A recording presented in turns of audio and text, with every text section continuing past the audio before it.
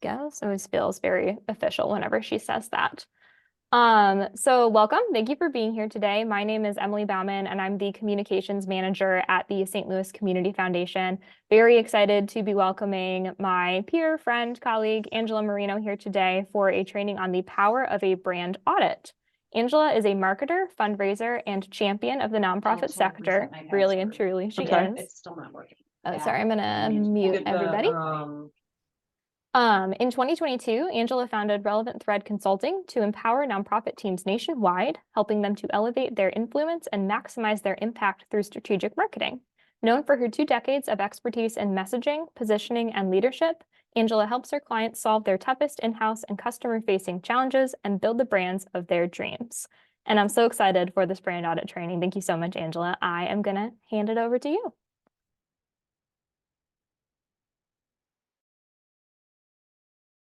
Suddenly I was muted. Thanks, Emily. Thanks. And it's good to see everyone today. So thanks to Emily and the St. Louis Community Foundation for hosting us today to talk about the power of a brand audit. As Emily mentioned, my name is Angela Marino. I founded an organization called Relevant Thread Consulting, where I use marketing insights to help nonprofits solve their biggest problems. And these problems kind of come in all shapes and sizes, right? So I'm going to talk to you about 3 problems today and how they relate to a brand audit.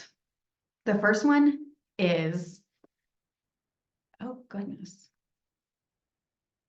The first one is, we're St. Louis's best kept secret. And so I hear this one a lot. People will come to me and say, like, we're St. Louis's best kept secret. And it's funny because y'all can't be St. Louis's best kept secret, but you kind of think you are, because you know that something is missing with your marketing, your messaging, your branding. Oftentimes you think it might be a social media issue that you need to fix, but you're coming to me saying, we're St. Louis's best kept secret. So that's the first one. The second one is, people don't understand our work. And so again, this is sort of this feeling that, like, we're doing this amazing work in the community. We have so much to offer, but unfortunately, people just aren't understanding us. They aren't getting us. Something isn't connecting with what we need our audience, potential donors, potential volunteers, our board to know and do. Something's not working. And then the third one is, we aren't attracting new donors. And so again, sort of a bigger problem of, maybe we have a group of donors who have been giving to us, maybe we have a strong giving group, but we aren't able to attract a new audience, a new set of donors. Maybe those are younger people, or something's just not working to make new donors want to be a part of our work. And so that's where a brand audit can come in. A brand audit can often be the first step when I work with my clients. So we might decide that, hey, you know what? Let's take a look at all the pieces of your brand and really see what's going on here. And that's the power of a brand audit. So what a brand audit helps us do is determine what's working and what's not. You're doing all kinds of things all the time. And it's hard to sometimes gauge and to take this big step back and look and see, hey, this is really working. This part is not really resonating with our audience. A brand audit also helps us figure out how to direct our time, energy, and resources. We know that we only have so much of each of those, right? And so making sure that where we're putting our dollars, our energy, our resources is having that bigger impact that we want it to have. And then developing strategies to enhance your marketing and fundraising. So we're going to look at what some of those might be at the end. Like, once you do the brand audit, what can happen at the end? What can change for you and your organization? But before we talk about a brand audit, there's something really big that we actually need to talk about first, which is, what is a brand? And a brand is defined in many, many ways, and we're going to explore a little bit about that. But a lot of times we often think of a brand as being the logo. And the logo is very important to your brand. It is sort of the entry point, a point of reference for your brand, but it isn't your brand. In fact, it's actually just a really small part of your brand. And we're going to talk about all the pieces or most of the pieces that go into what your brand actually is and how it actually functions. So it's not just your logo.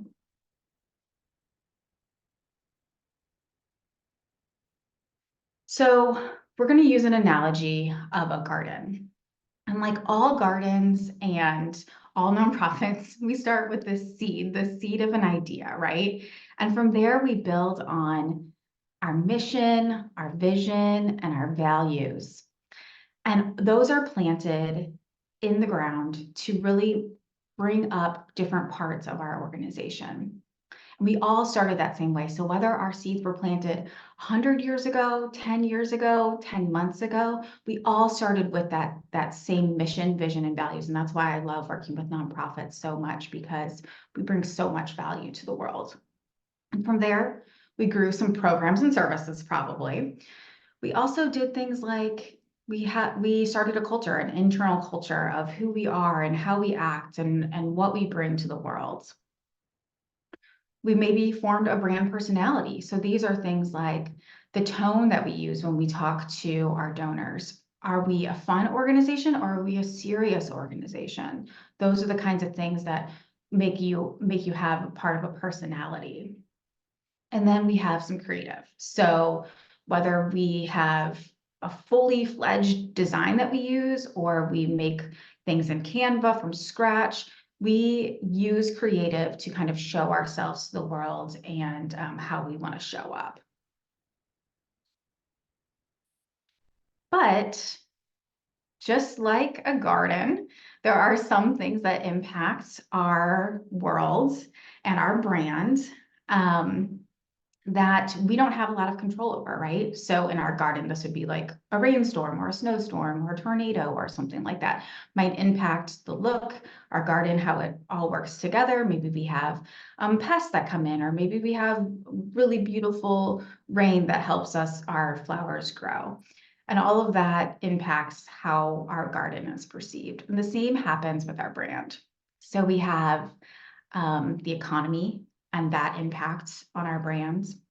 We have trends. So these could be things like giving trends, donor trends, trends in the kinds of nonprofits that are popular, service trends, all of these impact our brand.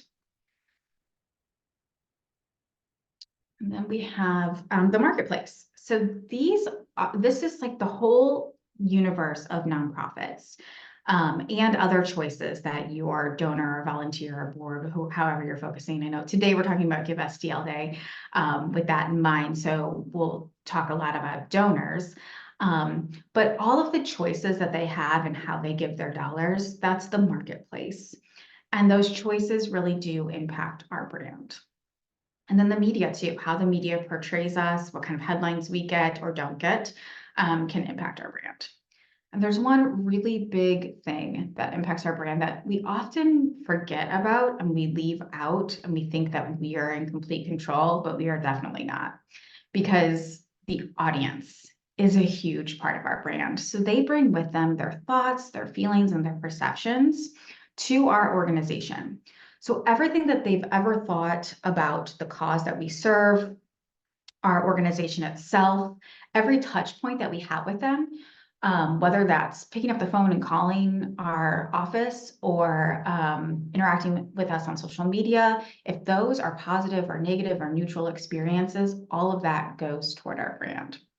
And I have a couple really good quotes on what a brand is. So this quote is from Dr. Marcus Collins. He wrote a book last year called For the Culture. And I definitely recommend reading that book if you haven't yet. But one of the things that he said in an interview was, your brand is a vessel of meaning. And that meaning isn't controlled by you. It's negotiated by everyone else. So understanding that that audience plays a huge role in how your brand is actually perceived. And then another popular quote about brands, and I like this one for the simplicity, is that your brand is what other people say about you when you're not in the room.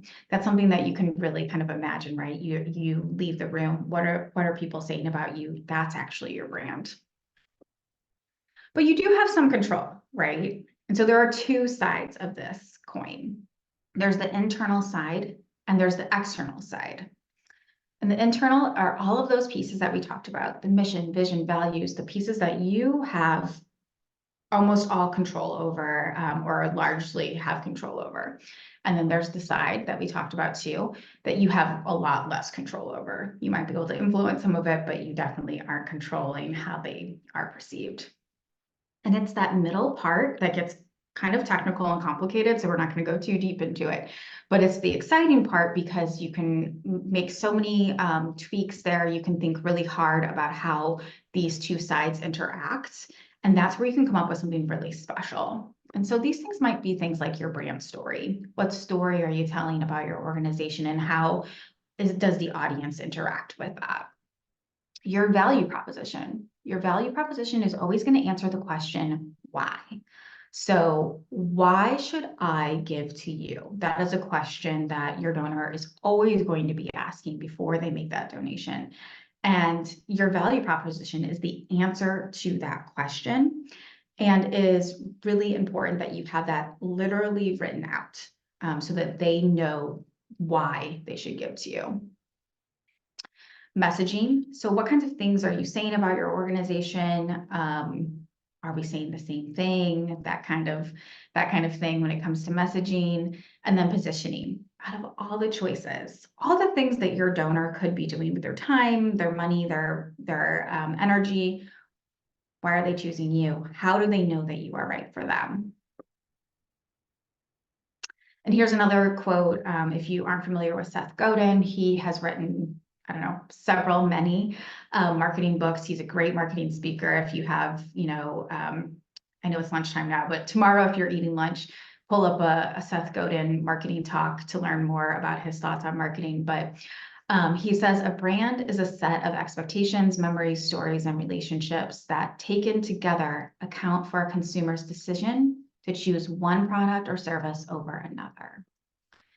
And so whether our garden is this beautiful secret garden type, or maybe we're building something completely different, we're building a rooftop fruit garden, it really doesn't matter. What matters is, what are we putting out in the world, and how do people relate to that? How do they find us?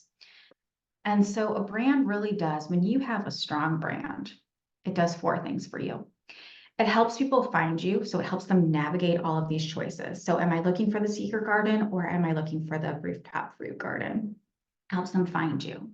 It gives them confidence. It reassures them. It says, you belong here. As a donor, I feel so good about being here because everything that I'm hearing, everything that I'm seeing makes me feel really comfortable. This is the place for me. It helps them know how to engage with you, what kinds of ways they might want to be a part of your brand, how they might want to take that relationship even further than just visiting your website or following you on Facebook. What else could they do with your brand, because it's so important to them? And this is critical, building a strong brand helps you build trust. And when you build trust, it makes fundraising a whole lot easier, right? So you already have built up that trust because everything that you have created makes sense. They understand it. They know where they're at. They want to be a part of it. And now you make the ask. Sometimes our brands, though, they do get overgrown. We need to take a look at them and see what's going on. I think this happens in the best of situations. The best of organizations need to take a look at their brand every once in a while. And so that leads us to, what is a brand audit? And a brand audit is, in the simplest terms, it's an assessment of your brand's health. So everything that we just talked about, taking a look at that and seeing how much, how well our brand is serving our audience. And so it really takes a look at the promise that we've made to our community, what we've said we're going to do, and says, is that happening? Are we doing it? So let's go through the 4 steps of a brand audit. You can do a brand audit internally. That is what my focus is going to be for you today, is how for you specifically to do a brand audit internally yourself, so that after this talk, you can, in the next 2 to 3 weeks, you can maybe even have a brand audit completely done. So again, that power of the brand audit, I know we've seen this slide before, but I think it's important to remind ourselves that we're looking to determine what's working and what's not, where to direct our time and energy, and we're looking ultimately for what are these marketing and fundraising and organizational strategies that we can put together that will help further our mission. So step 1 is appraise. And what we want to do in appraise is look at everything that we are doing, everything that we've done, and we literally want to lay it all out on the table if we can. So we're gathering all the data, all the metrics, all the collateral. We're looking at everything. We're analyzing every part of that. So I have a do and a don't here. The don't is it's hard when you're doing it internally because you love so many things. You love,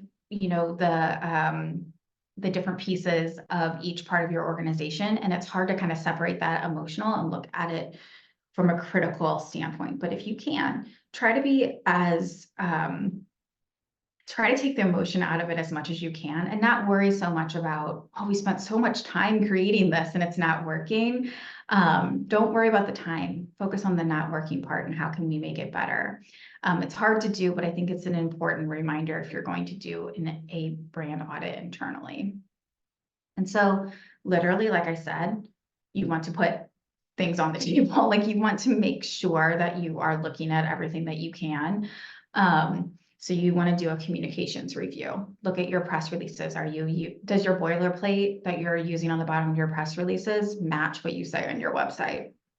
You're looking for things like consistency. You're looking for, are we using the same look and feel? Are we using the same messaging and words? Does everything sort of match to a certain degree? Is what you're looking for. Even if you have completely different audiences or completely different programs and services that have different audiences, you're still looking for this family approach. You want it to still feel like you. They should be able to look at something and see and know that it's you. If we can take your social media and we can cover up the name of your organization, can we know that it's you because it's so unique to you, because you're talking about something that is so personal? So you want to look at your communications, you want to look at your website, make sure that homepage messaging looks good, if nothing else. Make sure that it's usable, that things are flowing. Take a look at your donation journey. Do you have, what kind of levels of donation are you offering? Do they make sense? Do you have a thank you process? How well does that function? Is it automated? Is it not?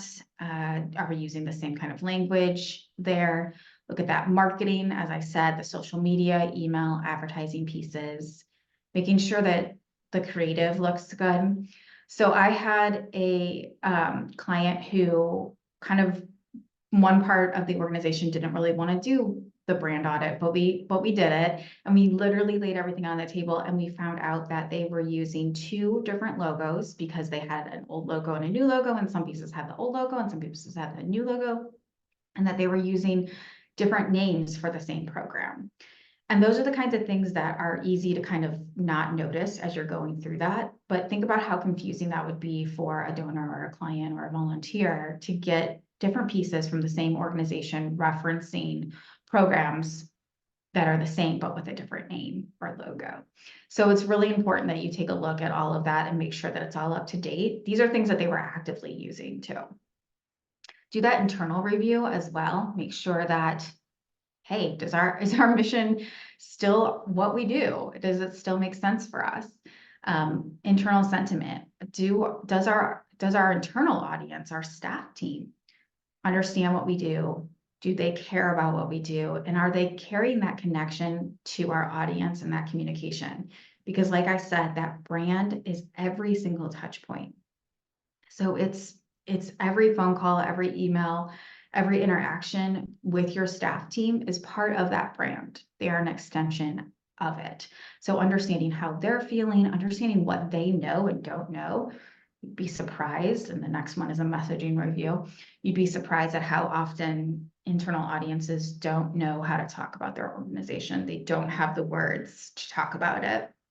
And so what ends up happening is using completely different words and completely different phrases to talk about the organization, and it obviously leads to confusion.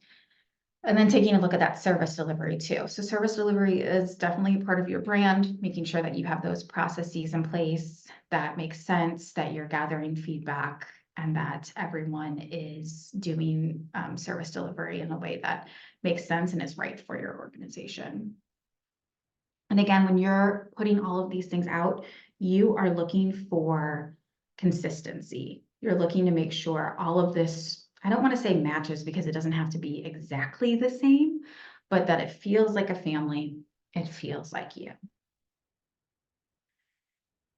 The next step is uncover. And what this step is all about is about sitting on that bench in your garden and actually talking to your audience. It's about really taking this objective view of your organization and your brand, and understanding it from someone else's point of view. So, quick story, in 2020, I had a specific situation where I had a cause that I wanted to give to. I literally woke up in the morning, was like, I'm going to give to this cause. I got out my credit card. The thing was, I knew the cause, I didn't know the organization. So I did some Googling. I found an organization the name sounded perfect. It was exactly what I wanted to support.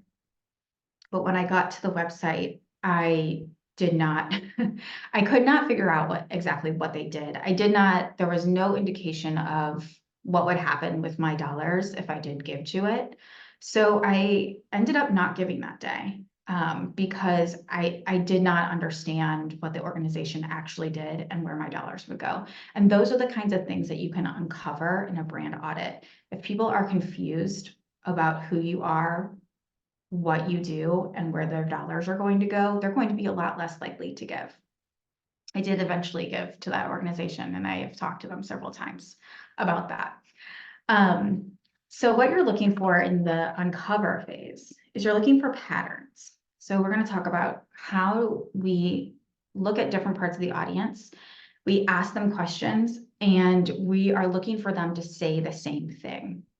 And we're not going to focus so much on the outliers. Sometimes when we talk to audiences, this happens to me pretty much every time I do a brand audit, where somebody says something that is something that needs to be fixed. It could be something fairly minor. It does need to be fixed. We do need to look at it, but it's not necessarily a big part of our brand. So set that part aside, do fix it, but don't focus on these one small thing. Or if one person says something, if one person is either really excited or really heated about something, that's fine. But unless you're hearing that multiple times across your audiences, it's probably not super relevant to your brand audit. So we're looking for patterns. So there's two parts of the uncover. The first part is the marketplace analysis. And so in this analysis, we're looking at all the choices that your prospective donor might have. So in my case, when I woke up in the morning, did some Googling and found some organizations that I might want to give to, I had all kinds of choices that I could have looked at. And so making sure that you're thinking from that donor perspective, what would they Google? What would they look for? What are the organizations that do similar things? You might even uncover ways to partner, to do joint service delivery, things like that. Out of the sea of possibilities, why should someone give to us? So knowing that, again, we're focused on Give STL Day today, looking at all of those possibilities that someone has to give to. Why are they choosing you? Making sure you have that strong value proposition. How are you standing out in the marketplace of choices? So do you have a strong point of view? Do you do service delivery different and in a unique way that is important for your audience to know? And how are you driving that emotional connection to your current and prospective donors? So keeping emotion, making sure that people make choices based on emotion. That's a whole other talk. We won't get too much into that, but just know that your brand is about emotion and driving that emotional connection. The second part, so the first part is the marketplace analysis. The second part is audience insights. And personally, I think that this is the most important part of a brand audit. It's where you will uncover so many great gems, so many things that are good about your organization, and maybe some opportunities to improve. So you'll want to think about the audience. I highly suggest that you think about asking different audiences the same questions. So you'll want to think about including donors, including volunteers, including board, et cetera, whoever your audiences are, making sure that you have representatives from each parts of that audience. Because again, remember, we are looking for patterns. We are looking for what everyone is saying. You could do focus groups or surveys. That is definitely an option. My caveat with that is if you are going to go that route, make sure you work with a skilled researcher, because focus groups can be hard to manage if you're trying to do them internally. And surveys can, unless you understand how survey design works and questions, you might run into some issues. So one of my clients, before we started working together, they did a survey because they were they were having trouble getting people to come to a certain meeting. And they wanted the people to come to the meeting. So they did a survey and they asked the question, what time of day works for you for this meeting? And everyone said, oh, we prefer breakfast. And so they changed the meeting to breakfast. And they were like, no one's coming to our meeting still, even though it's at breakfast. Well, that's because the time wasn't the problem. The problem was the value of the meeting. So just asking the question, when are you available, didn't really help solve any problems, because the real problem was way underneath that, which is there's no value in this meeting to me. And so that needs to be switched. And that's why I prefer the one-on-one interviews. So I usually do 6 to 8 interviews across those audiences. And this is a chance for me to ask open-ended questions. You can see there I have the example of what, in your own words, is the mission of our organization. You want to avoid questions that are yes, no, like, do you like our logo? From there, you're only going to be able to get so far. And then you're really kind of putting yourself into that like breakfast or lunch situation when you want to know what the real problem is. So think really big about the kinds of questions that you're going to want to ask them. Some great other starters are like, tell me a story. So tell me a story about tell me the story about how you first came to know our organization. You'll want to ask that over like, why are you a donor? So think really hard about what those questions might be and how to get some responses from them that will help you really see your organization in a new light. You'll uncover, like I said, you'll uncover some like small things that are like, oh, this link is broken on the website, or every time I try to volunteer, there's this time isn't available, or something like that. Those are good problems to solve, but what we're really looking for are the big things that they say about your organization. So are they saying certain words? Do they all across audiences have something that they really love about your organization that drew them to you in the first place? Can we amplify that in our marketing? So you're looking for ways that you can use audience insights to impact how you show up in the world. All right. The third step in the brand audit is to diagnose. So we have appraised everything. We've looked at everything from an internal standpoint. We've seen where there might be gaps, like literally we might actually see them when we lay them out on the table. Or we might notice, hey, something doesn't feel right with how this is working over here. Then we've talked to our audience about it. We've looked at all the marketplace of choices that they might have. We've talked to our audience about it. We have some pretty deep insights, and now we know what the problems might be. And so what we are trying to do in step 3 is identify those gaps and opportunities. And we don't want to lose sight of the big picture. So again, we don't want to go down small holes. We want to fix certain problems, of course, but what we're looking for are these big gaps and opportunities that we have as a brand. There are several diagnosis tools. I really do love talking to your audience, getting those insights and putting them together in takeaways when we see those patterns together. I think that that is incredibly impactful. And doing some of that verbatim, like they said this and use these words, look at these different audiences saying these same things, I think is incredibly impactful. You can also do a journey map. And so you'll want to think through the different stages that a donor might go through. Again, you can do this for volunteers or, you know, board members or whoever your audience is, but focus on donors today. So you can do a map of what they might go through. So how do they first become aware of you? How do they move through that journey? How do they, once they're aware of you, how do they get more engaged with you? Do they go to an event or sign up for your newsletter? What are those different touch points that you have in each stage of the journey that they go through? You can also do a SWOT analysis, or so I'm sure you're familiar with the SWOT analysis, the strengths, weaknesses, opportunities, threats. You put them in the different boxes and you look at them. I think that's a good tool, but I think when you do it in conjunction with the TOWS, it really makes it so much better. So again, if you don't know what that is, it's SWOT spelled backwards, but take a look at that after this call, Google it. Basically what you do is you match the different boxes together. So you take your strengths and you say, how can we use our strengths to avoid these threats? And it takes the SWOT analysis to a whole new level, and I think is really insightful a lot of the times. And then another is a 2x2 matrix. I'm going to give you an example of that.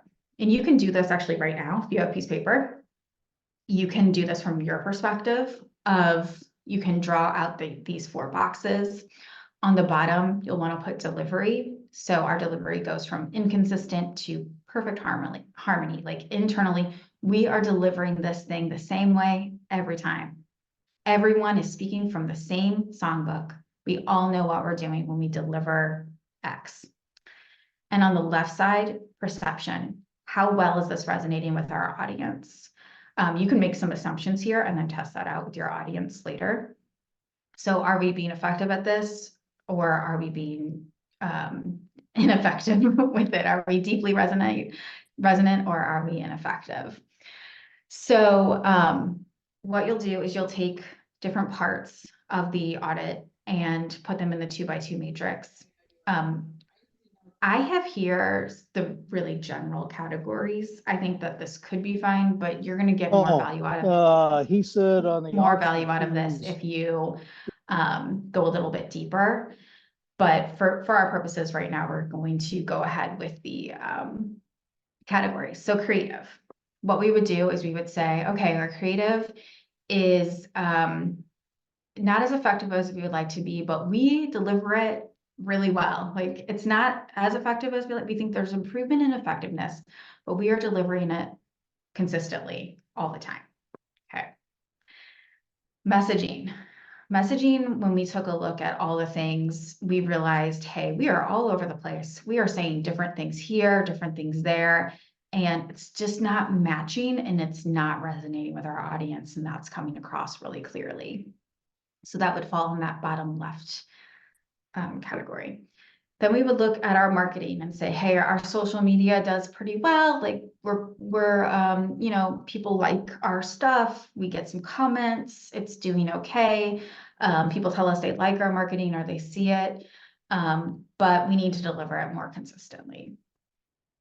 And then you would have your donor journey.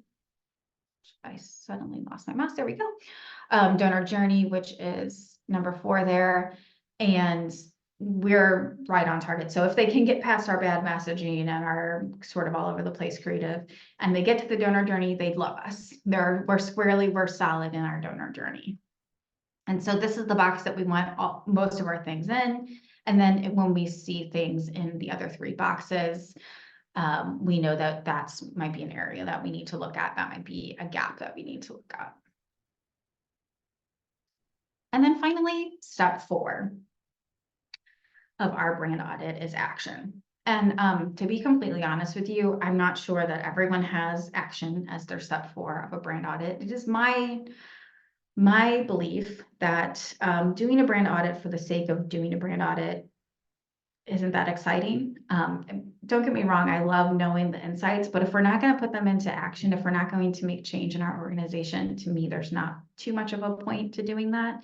So I believe that step 4 of a brand audit should always be action. What are we going to do with this information that we have? Okay. So you're going to want to think about, how do we align what we've just learned to our organization's boldest goals? So we have this big vision. We have so many things that we want to accomplish. How do we take what we have just learned out of all of these pieces of our brand and our brand audit and apply it to our organization's biggest goals? And then we don't want to put all of the changes on one team. A lot of this sounds like marketing and communications, because a lot of it is. But the brand isn't necessarily owned by marketing and communications. All of us play a role in the brand. And so we all have to be open to whatever this action is. We all have to be open to change within our organization if we're going to make this impactful. It can't just be one team saying like, okay, we need to make sure that this happens. Everyone has to be on board for this to work. So at the beginning, we talked a little bit about those bigger problems that were just examples. You might have a completely different problem, but for our purposes right now, we're going to look at those problems and how they might solve themselves, how we might see an answer through the brand audit. So the first one is, we're St. Louis's best kept secret. We did the appraisal. We found out that our creative is really inconsistent and doesn't really evoke the right emotion. Then we talked to our audiences and we found out that when we looked at the marketplace, we found out that, hey, we're actually really unique. We have this unique point of view, and we're delivering service in a way that no one else does. So that's pretty cool to uncover. So our diagnosis is that we have our brand, our creative doesn't align with our brand. We say one thing over here, but then we look really different than what we say. So we need to make sure that that's aligned.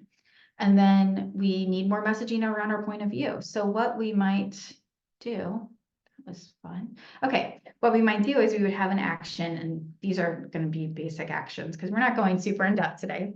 But we might create some brand guidelines so that when anyone, whether it's an inside staff person creating something on our behalf, or we're sending something out to an agency or a freelancer to make something for us, they know how to align the creative to the brand. They know where the brand mark goes. They know what kind of colors and fonts and languages that we use so that it all looks cohesive. We might, based on this knowledge that we've learned, we might say, okay, we need an earned media strategy. How do we get our point of view across further in the media? That way we're maybe less of a best kept secret. We might expand our executive communications because we have this unique point of view and this unique service delivery. What can our executives do maybe on LinkedIn or something like that? So you can see these are just examples of how you might walk through that appraisal, what each step might tell you, and how you would have that action at the end. All right, and then the next one, there we go. The next one is, people don't understand our work. And so with the appraisal, we might learn, hey, our internal teams are talking about us completely differently. One team is talking about us this way. Another team has a totally different viewpoint on what we do and how we do it, which happens more than you might think. Our uncovered insights told us that our stakeholders absolutely love the outcomes that we have, but the big picture is a little fuzzier. We're not able to articulate our big vision. So our diagnosis is unclear and uninspiring messaging. And then our action might be, we need a brand story. We need to tell the story a little bit better. We need some internal training so that people do know how to talk about us. Maybe we do some message development and then train them. And then we need to revamp our homepage with that messaging. And the last one is, we aren't attracting new donors.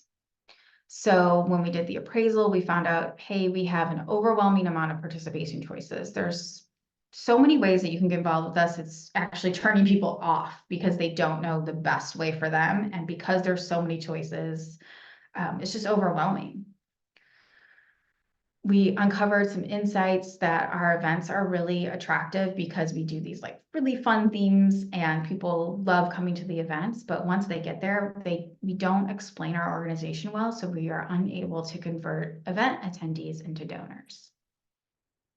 So our diagnosis is an unclear donor journey and lack of resident messaging. And then our actions might be, we need to reconsider some of these giving levels to make sure that we have some choices, but not too many choices. And then we need to revamp our event and marketing plan so that it fits in line with our ultimate goal, which is to attract new donors. So what did we learn in our time together? We've gone through a lot. We've gone through our own little journey here. We've talked about what a brand really is. It's not a logo, but it's that vessel that you pour into from all those pieces. We control part of it. We don't control all of it, but we can influence it in various ways. We learned the power of a brand audit. So it helps us figure out what's going well, what needs improvement, what gaps do we have, and what opportunities do we have, where to put our time, resources, and energy to make the biggest impact, and how we can ultimately have those insights at the end to do marketing, fundraising, and strategy for our organization. The 4 steps to conducting that brand audit, which we just went through, and then the tools and some tools and tips to complete your brand audit with those different ways, the 2x2 matrix, how to do some audience interviews, that kind of thing. So really today that leaves us with one big question, which is a brand audit right for you? And of course, I might be a little biased, but I think the answer is yes, a brand audit is right for you if your organization is undergoing any sort of change, if you want to introduce a new yourself to a new audience, if you have any of those big problems that I talked about at the beginning, if you've just gone through a strategic plan or as part of your strategic plan, I would recommend that. And then you'll want to do this every once in a while, right? You'll want to look at your brand, take that critical viewpoint of your brand so you don't have that garden that's sort of overgrown and all over the place, and we've all planted our seeds in different areas and now we just have a big mess. You'll want to look at that probably really seriously at least every 5 years. Doing a mini brand audit is a good idea, at least annually. So thank you for your time today. Again, I'm Angela Marino. You can find me on LinkedIn. I hang out there a lot. I would love to connect with you. And I hope that you learned some new insights and are able to really harness that power of a brand audit and change your organization.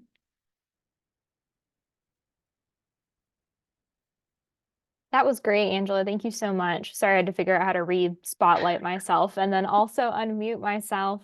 I really appreciated that. It was such a great refresher for me. I've actually had the pleasure of watching this presentation from you before, so that's always great. I love your garden analogy and all the pictures of that. We have had a couple questions come through in the chat. So I also want to invite everybody who's here to go ahead and drop your questions in the chat, or go ahead and come off of mute and just go ahead, ask Angela whatever you want. This is the end of the presentation, so if you don't want to stay for the Q&A, Angela is done presenting. The first question we got is, will this presentation be sent out to participants? We are going to be sending this out, but the link to the slides and then also the link to the recording will be available on the webpage of the Give STL Day website under that trainings tab, so you'll be able to access it after the fact. The other question that we got, let me go and find it here because it was a little while ago. Oh, it disappeared. I'm not sure what it was. I know it was on the slide whenever it was the grid where you're trying to get to the number 4 in the top right corner. So if that was your question and you did actually want to ask it and you didn't mean to delete it in the chat, please go ahead and ask Angela.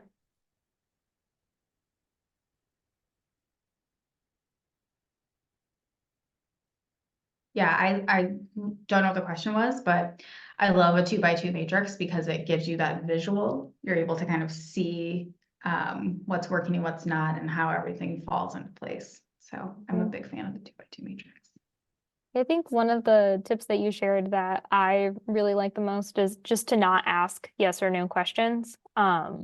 We've done the Community Foundation had a rebrand in 2019, and then we've taken a look at our messaging materials a number of times, and it's so much easier to get actual feedback from somebody as opposed to like a yes or no answer. And then, like you said, be able to point specifically into what somebody said to inform your decisions. So good. Right. Yeah. Yeah. Highly recommend thinking beyond the yes or no whenever Hmm. possible. You'll get so many better insights, like you said, and it can be a really great conversation. So what I do is I have usually about 10 questions that I have written out. But if someone says something really interesting, I will definitely go down that path with them. I want to learn more about what they think in this particular area. Even if I'm not going to ask that question to someone else, I want to learn more about it. So you're able to really dive a lot deeper into the conversation than you are if you're just asking yes or no questions or doing like a survey or something. Yeah, definitely. So do you like to have those questions like an in-person conversation, one-on-one, group setting? I What's your like preference? Personally, my preferred way is over Zoom. I like to record them. I always ask permission. I've never had someone tell me that I couldn't record, but I'd like to ask permission, record the conversation, because then what I'm able to do is take the transcripts and actually look for words that are the same. So I'm literally looking for words and patterns in what people say. So I like to do it over Zoom. I have, like I said, a list of questions that I will typically ask them. Usually at the end, I do ask the net promoter score question, depending on what my goal is with the organization and the conversation. But if you're not familiar, the net promoter score question is on a scale from 1 to 10, would you recommend this organization to a friend? Mm. So then I do have some concrete, like I can say, like everyone said 10, you know, um, or everyone said 1. We Mhm. need to fix that. So I do have some like small concrete data, but the net promoter score is something that I use often as a way to give us like a measure point beyond the patterns. Have you ever had where half the people gave a really low score and half gave a really high score to that? Like, how have you dealt with outliers?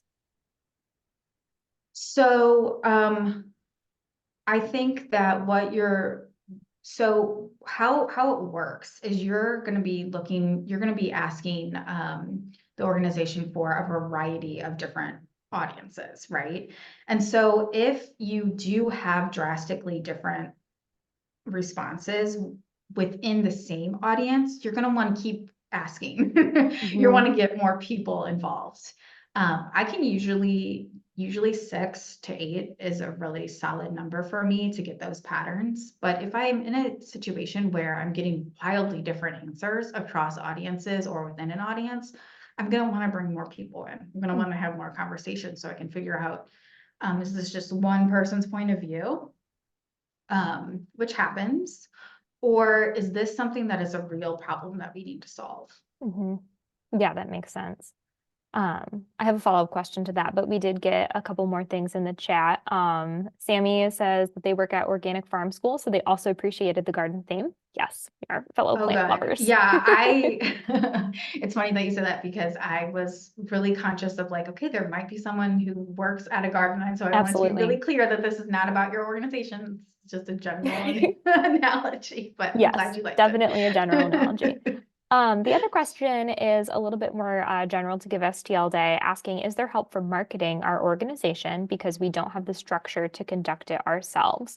So the St. Louis Community Foundation, since we power Give STL Day, we do power a large marketing, advertising, and media effort behind the event as a whole, or we are promoting Give STL Day to try and drive traffic to the site in general, but we do not support an organization's individual marketing efforts. We won't specify a certain nonprofit or talk about a certain organization.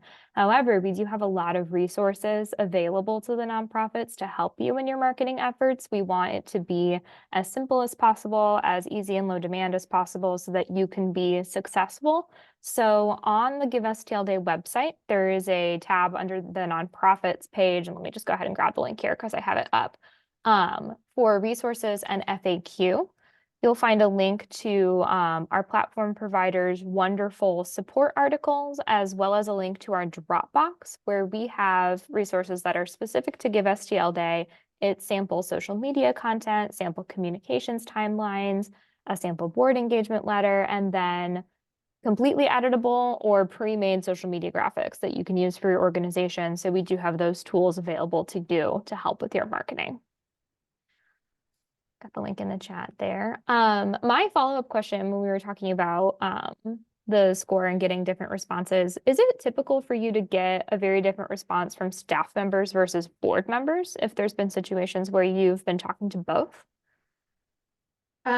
So staff members usually do have a different take on what's happening and the brand, and they're usually a lot of times we will uncover different things with the staff. So I think I do really love talking internally to the staff and making sure that they're part of the one-on-one conversations, because what you uncover is very different than when you're talking to an external audience.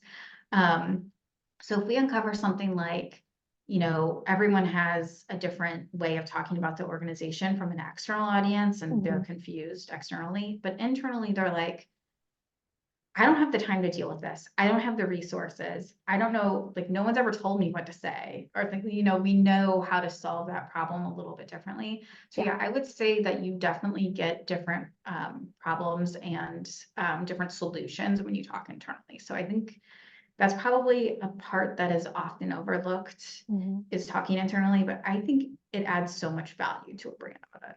Yeah, absolutely. I mean, like if your internal team isn't bought in and doesn't feel like they know what to say, how can you expect the community to know what you want them to know about you? So. Yes, yes, exactly. Well, I have not seen any other questions in the chat. I just want to invite those of you that are still here again, go ahead and type those in the chat, or if you want to come off mute, yes, you are allowed to unmute yourselves. That's good. So we'll give it another minute or so just to see if there's any more questions before we wrap up.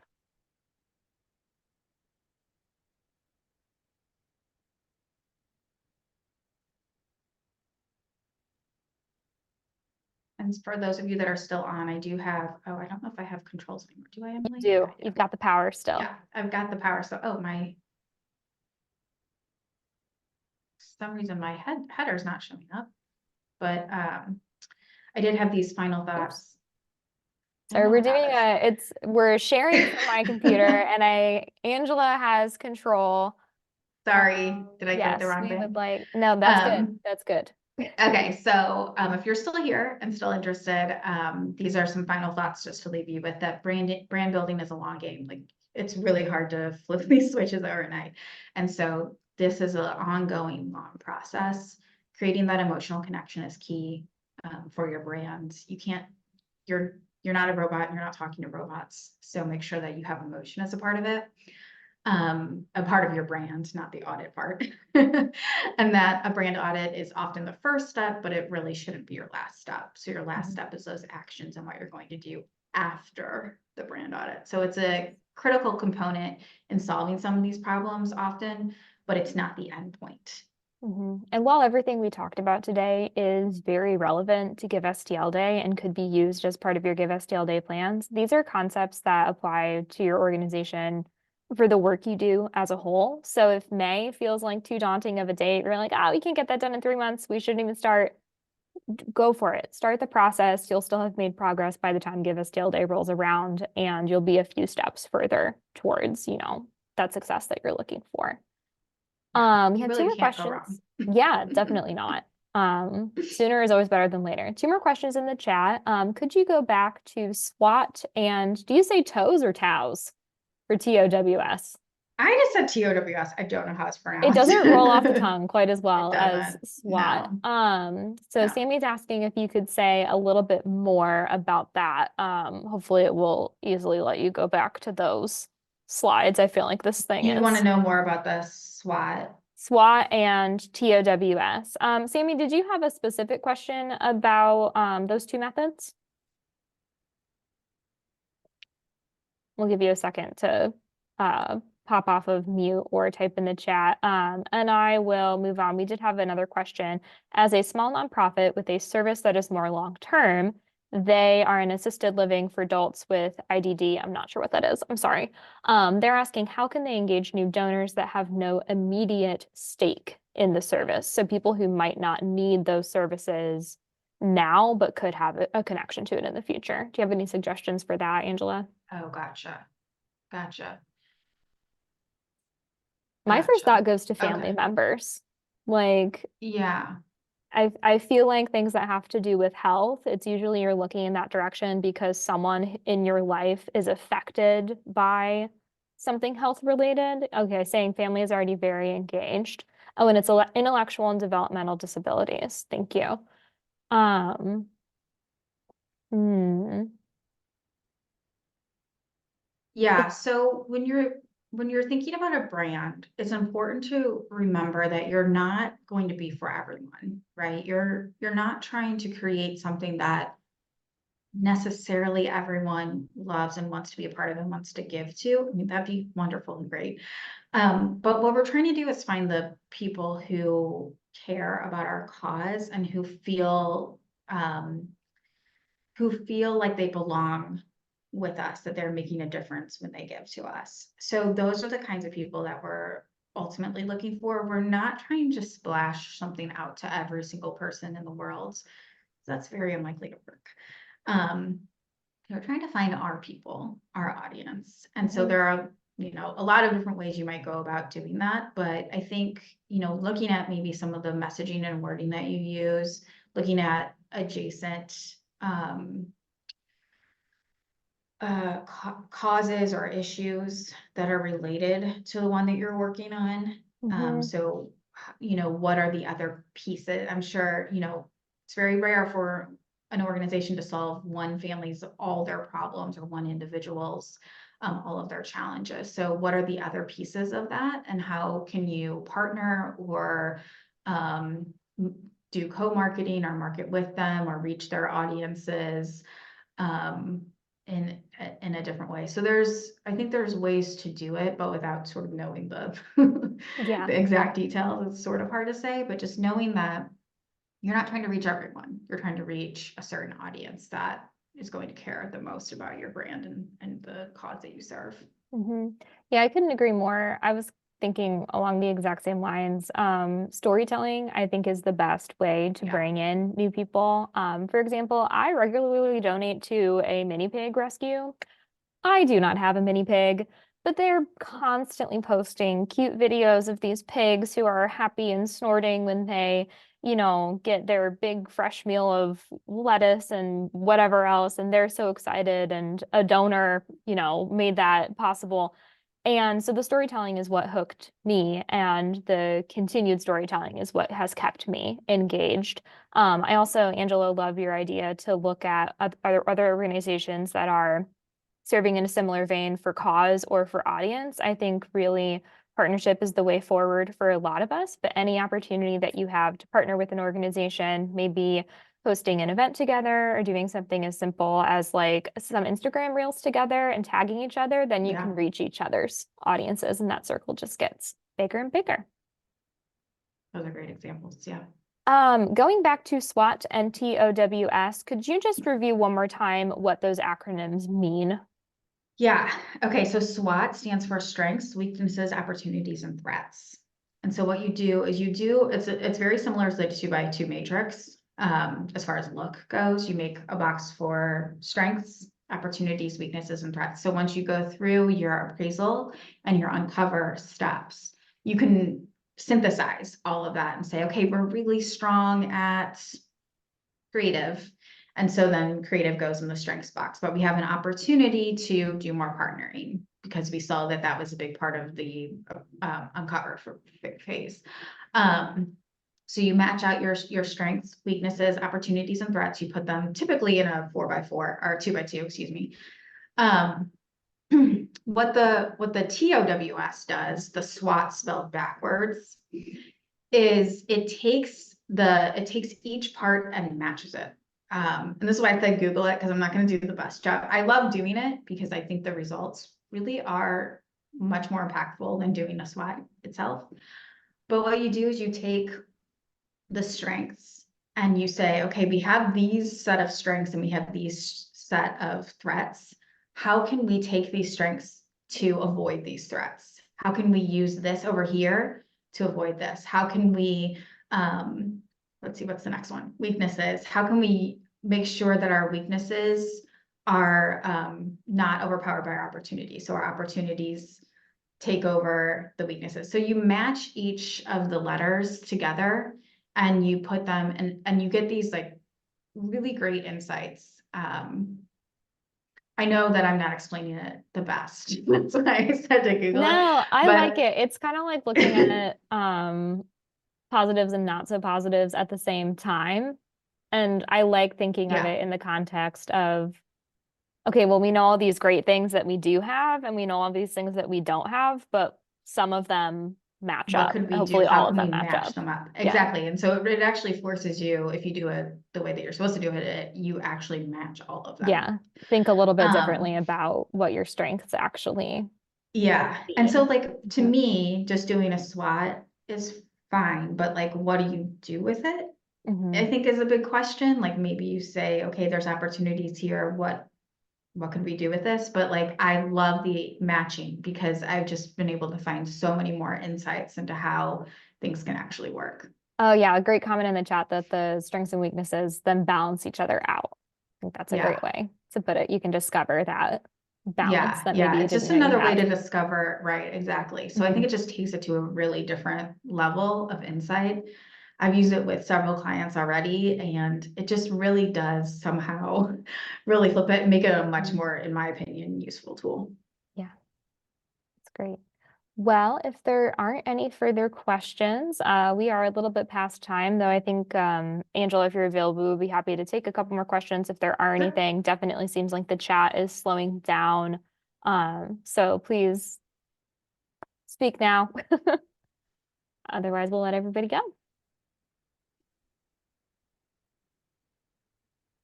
Well, thank you all. I enjoyed our I'm time gonna together. I'm gonna try to go back to your contact information slide Oh, here. yeah. There we go. There's Yeah. Angela's contact information. And of course, all of you know how to reach me. I will go ahead and drop the general St. Louis Community Foundation email address in the chat.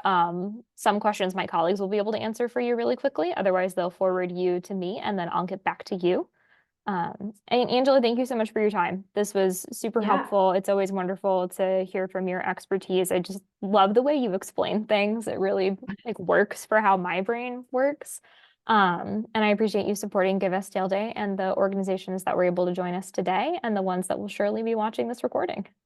Yeah. Thank you so much. And I'm excited to see what Give STL Day does this year. So good luck to all of you organizations out there. And thank you for joining us today. Thanks, everybody. Have a great rest of your day. Bye. Bye.